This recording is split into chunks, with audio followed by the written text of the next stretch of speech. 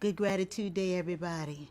My name is Destiny Muhammad, and I want to give a big shout out to my friend and sister Gail Boyd for hosting alternative venues for jazz on her wonderful page, and a big shout out to our big brother Walter Beach as well, her wonderful husband. I got 30 minutes, so I'm going to try to keep it tight. She has given me permission to share a little bit with you all. Ooh, I'm so pleased to be back. This is my second time, and I've had an opportunity to listen to some of my other wonderful contemporaries. So I'm just going to share a little bit with you about me. My journey as a musician started much older than most of my contemporaries. As an instrumentalist and vocalist, I started at the age of 30, and I'll keep it kind of tight. Some of you all may have known my story where I started dating a man at the age of 30 whose best friend was a harp builder, and I got my first harp at the age of 30. It was a gentleman here in the Bay Area where I lived who was making harps, and I got my first harp in 1992 and started taking harp lessons in May of 1992.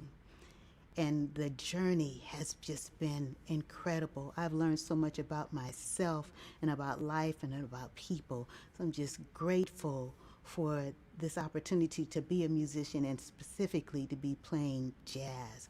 It is the sound of Black America, past, present, and with God's grace, even the future. And this is Destiny Muhammad talking. So my sister Gail asked me, she said, how did you get into jazz? If we go back in time, when I was a shorty living in Compton, California, from any of you all familiar with Compton, I remember there was a radio station called KGFJ, and then on the heels it was KJLH. And both of these stations would actually play a combination of both jazz, gospel, and R&B on the station. But I started to hear the sounds of Quincy Jones, who we know is like the dude, as he calls himself, just in the jazz world and the R&B world and the music world in particular. And I started hearing some of his music in his albums like Body Heat and Buffalo Soldier, Everything Must Change. These were songs that I was hearing that even made me feel like I might be knowing a little bit about jazz and not a lot. So that was my first hearing of that sound as Quincy on KJLH specifically, which was at that time and went on to become, better said, Stevie Wonder's. Hey there, Gail. Thank you so much. Stevie Wonder, the incredible Stevie Wonder. This was his radio station, and he had a DJ on there who called himself King Oliver. My name is King Oliver, and I'm going to take you through those Gemini changes. And he would play Cuba Gooding's dad's music on that radio station. And Cuba Gooding's dad at that time was doing this kind of pollination of soul jazz, jazz, R&B off of his Aphrodisiac album. Some of y'all probably ain't old enough to remember that. Probably might have even been on the planet. But he had written a song called Rolling Down the Mountainside. God is on your side, rolling down the mountainside.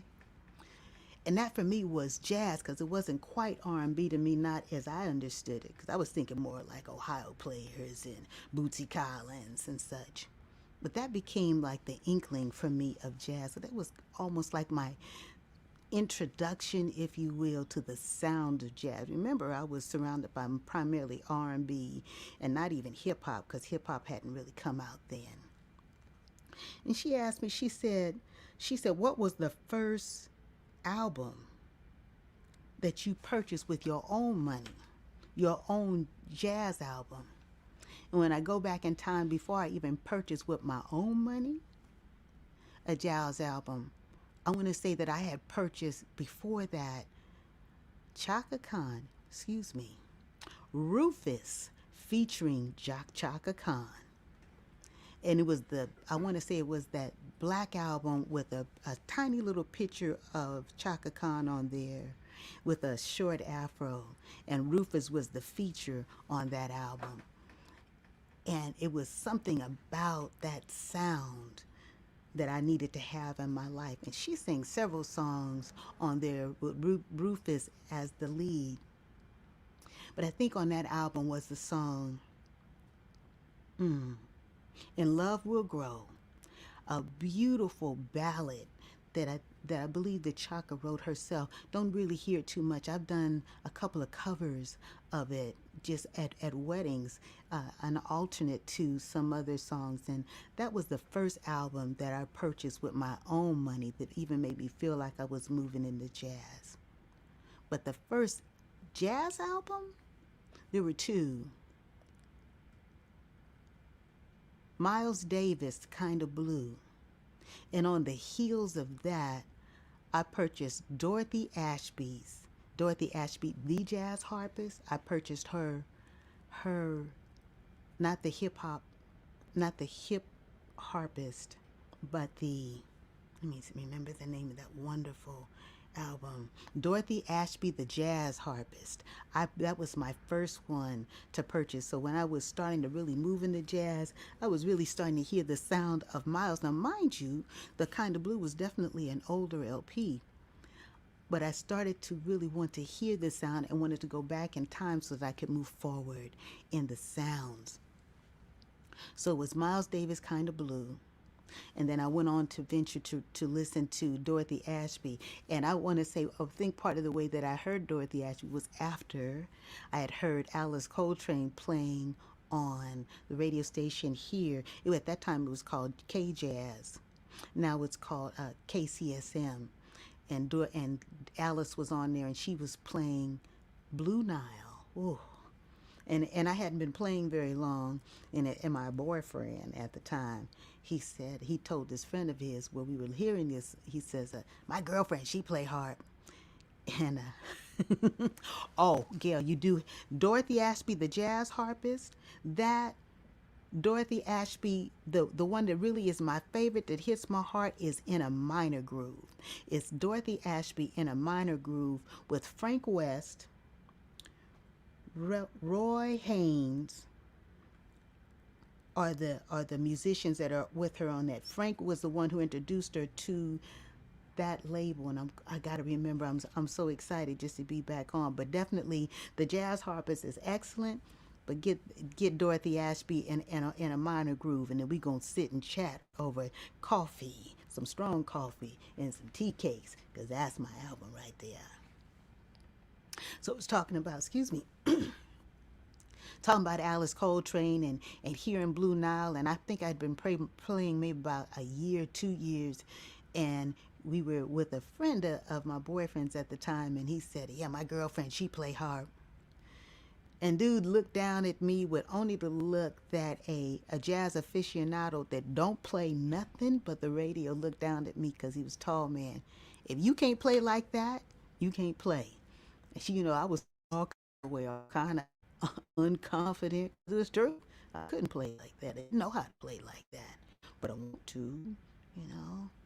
And so, or Alice became a part of my Alice became a part of my quest, even though I've been introduced to Alice in a very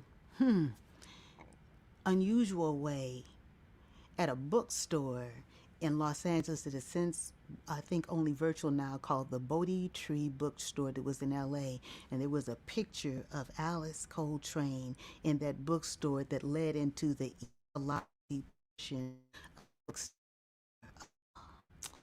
And I didn't know who she was, but I would stand and look at her picture every time before I would go into the Eastern philosophy side.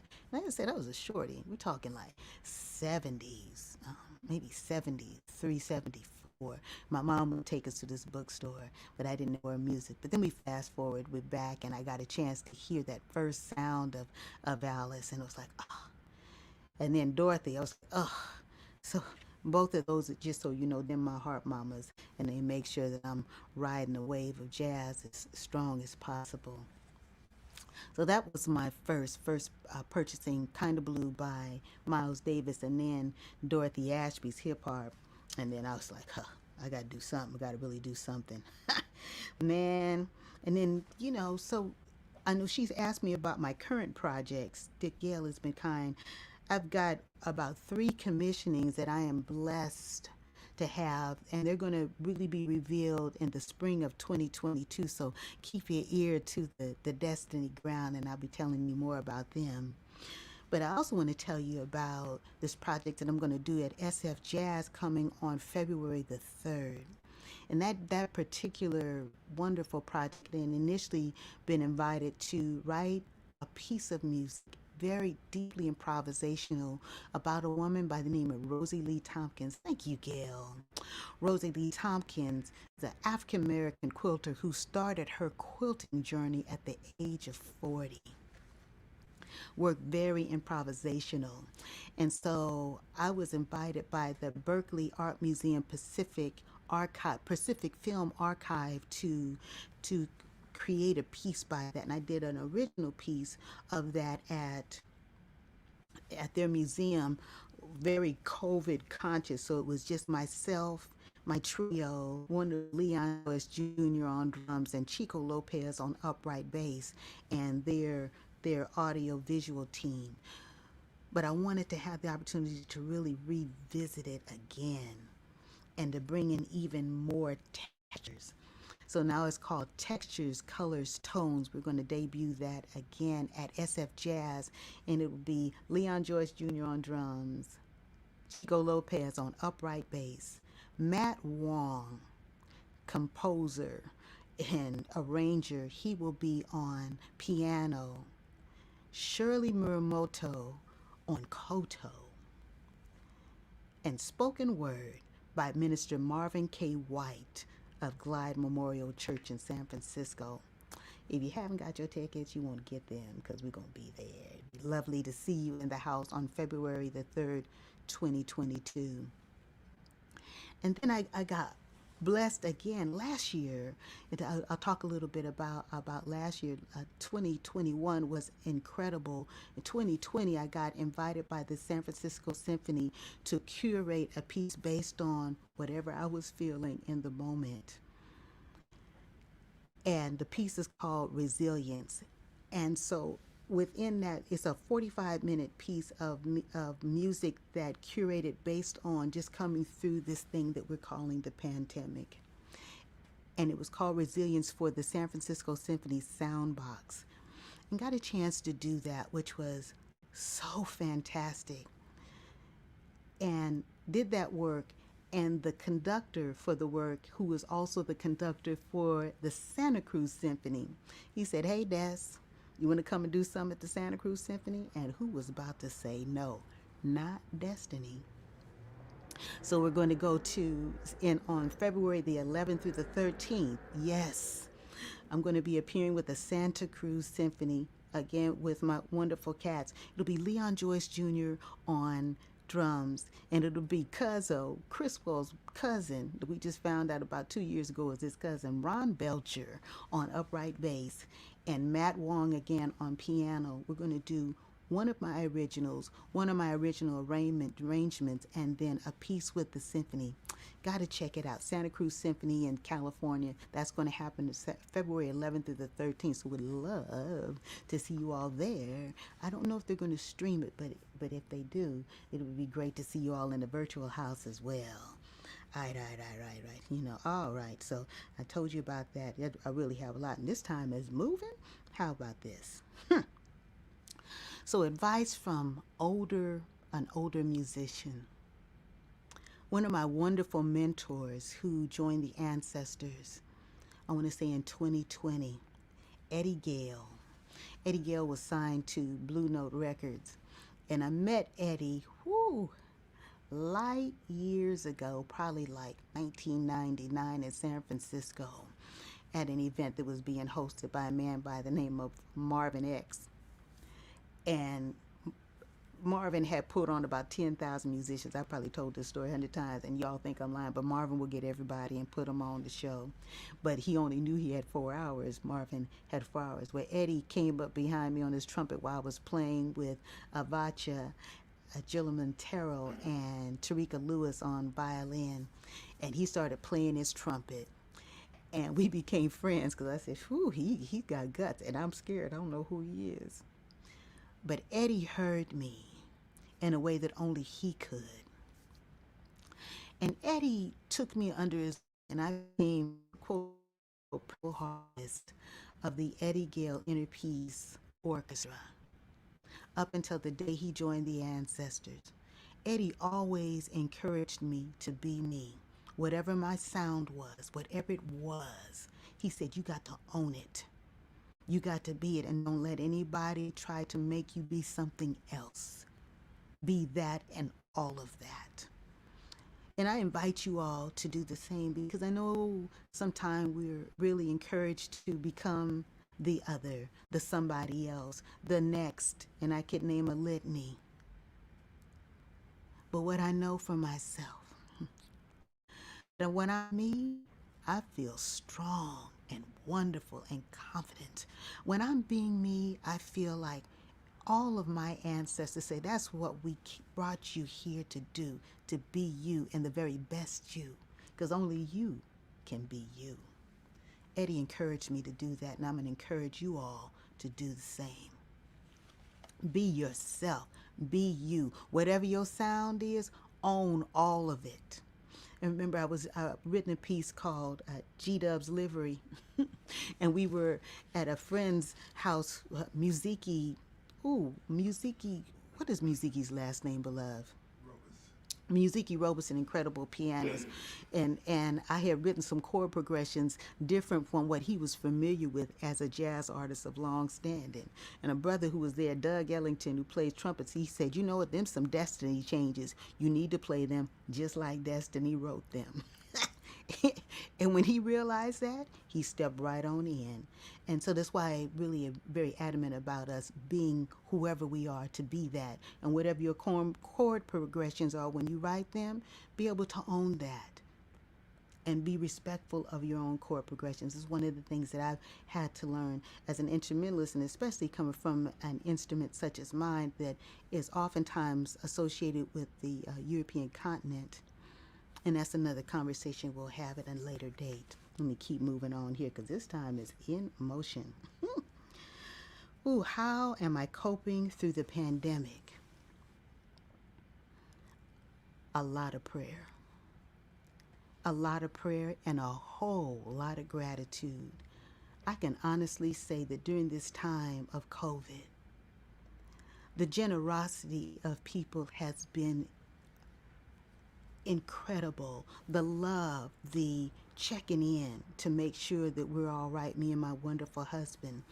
The organizations that have sent us links to say, just apply for this, put your name down, and we'll put a little money in your Cash App, Venmo, PayPal. You got Zelle? The generosity of people, it has pushed my level of gratitude, prayer, and relationship with my ancestors at a level I couldn't have even imagined. Just going all the way there to the point when we go out and we drive past what appears, my husband calls people the citizens, not the homeless, that we make sure that when we drive past them, we send a little prayer for them and thank the ancestors and God of our understanding to continue to put hedges of protection around them and give them the things that they require and need. It has pushed that. The creativity level, I have been blessed to be in virtual residencies almost since the pandemic started, and maybe not a whole bunch of them, but the three, Raise Karma, where I was in a residency with wonderful musicians from all over the world. That is just, that being able to share and to keep the camaraderie going and the friendships and the love going with people virtually. And even in person, just checking in on folks and checking in on us, playing my instrument and doing my best to continue to get better. This is literally the prayer, the faith, the gratitude, the music. Yes, this is how I've been coping with the pandemic. Let me see, virtual collaborations and residencies. I mentioned that. Did a collaboration in Bali, Indonesia via this internet. And young man's name is Chaka. I apologize, Gail, for not getting that to you, but that was one of the collaborations. It's already out now on all streaming platforms. A young man in Indonesia played a jazz festival with my trio virtually in Indonesia. With the San Francisco Symphony, I mentioned the Resilience Project. With Grace Cathedral, which is a huge church in San Francisco, invited me to curate Soulful Joy, a Christmas based on how Destiny saw Christmas. They loved the virtual so much that we literally got invited to come back, me and the Soulful Joy Ensemble, and we did it in person. The reception was phenomenal, and I'm so unapologetically grateful. Now, you know, I can go, this time is, I didn't realize it went so quickly. 100th Hill, I did a virtual recording with 100th Hill, Krista Detour out of Indiana, that just went phenomenally well. The goodness that just keeps coming through, the blessings that just keep coming through, and I feel like it's the gratitude for each breath. How many people have joined the ancestors that thought they were going to be here? The names continue. And I'll just share this. Betty White. Here, People Magazine still got it out there. She's turning 100. She is, as an ancestor. I'm grateful for every breath. Let me keep going here. Advice to young musicians. I want to say that this advice to young musicians of all youthful ages. How about that many? I'm going to invite you to be kind. Remember, I didn't say nice. I said be kind, first of all, to yourself and to all of your contemporaries and everyone that you meet, because you don't know who could put you on. Trust me on that, because you don't know who. Study your craft and be your best. Not Miles's best. And like I said, Dorothy Ashby's my mama. Not Dorothy's best, but your best. Be kind to yourself and and study your craft. Be your best. This is something don't nobody talk about all the time until the GoFundMe come out. Learn how to manage your money. Nobody told me this. Let me tell you. Learn how to manage your money. There are nonprofits, especially here in the Bay Area, Intersection for the Arts, Inner Music, a Center for Cultural Innovation. Girl, because ain't nobody kind of okay. I don't say it out loud. Learn how to manage your money. Intersection for the Arts, Inner Music, Center for Cultural Innovation often have financial literacy for musicians. I'm not telling you what I think, I'm telling what I know. And I'm you so funny, girl, for real. Learn how to manage your money. Learn how to manage your money. And I'm saying that from my older elders too. And I will tell you, my good sister, friend, bestie, hallelujah, Brandy Younger. I hadn't heard this book in 100 years, but she said, girl, I need for you to get The Billionaire Babylon. What is it? Richest Man in Babylon. She said, I need for you to read that and manage your money. I said, yes, ma'am. That's what I'm going to say to my older musicians. Don't be afraid to learn from your younger ones. Some of them can put you on Facebook, user you already know. Come on, some of your younger contemporaries can put you on to some information, which goes back to something else. Humble yourself. The Richest Man in Babylon, baby. But learn how to manage your money. Learn how to manage your money. I have several prayers that I say every day, and one of them that I learned to say over this year, I manage my money God's way. The God of your understand, whatever church, I don't care where you go. Learn how to manage your money. Learn how to manage your money. Learn how to manage your money. Learn how to manage your money. Learn how to manage your money. I know I've said it a million times. Come on.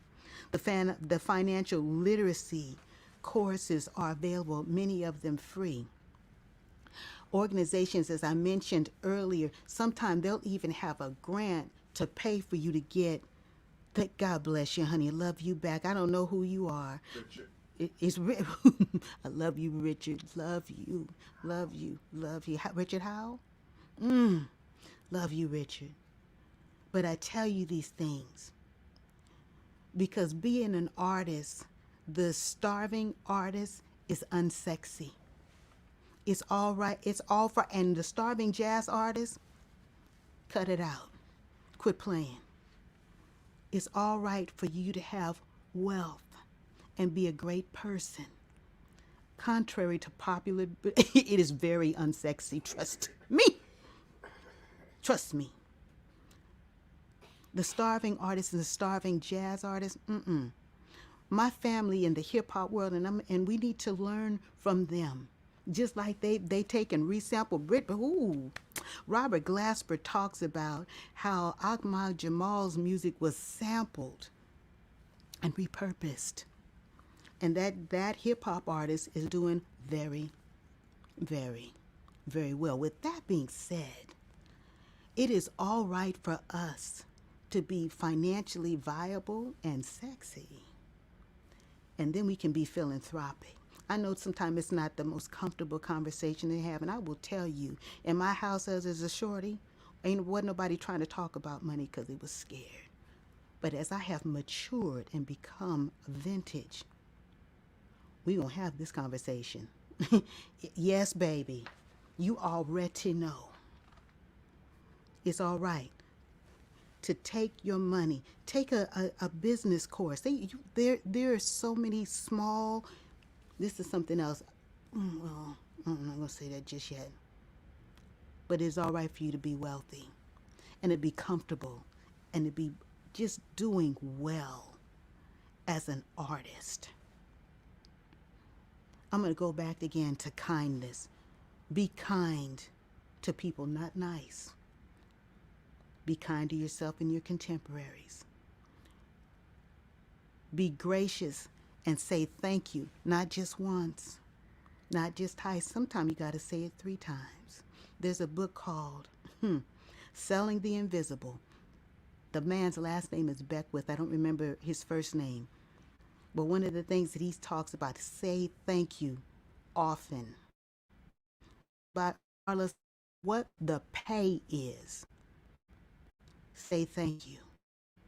Regardless of what the hit is, say thank you.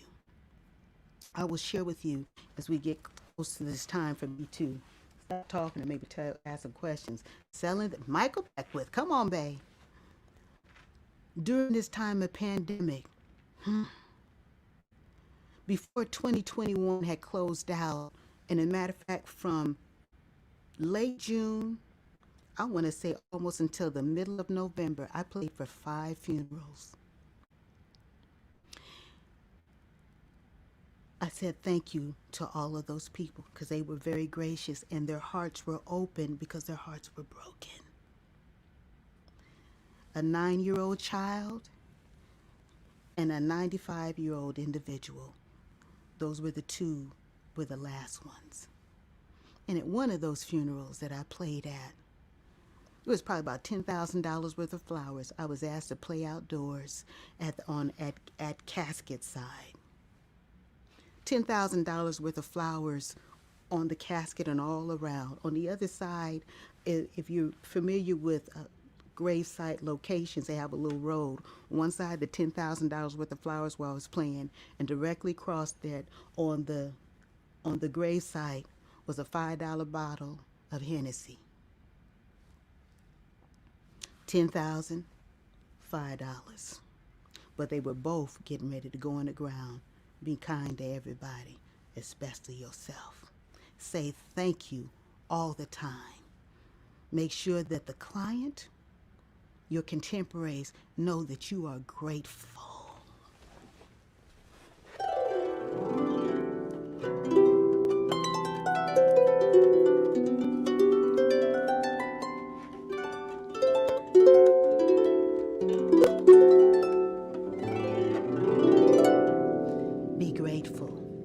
Be grateful.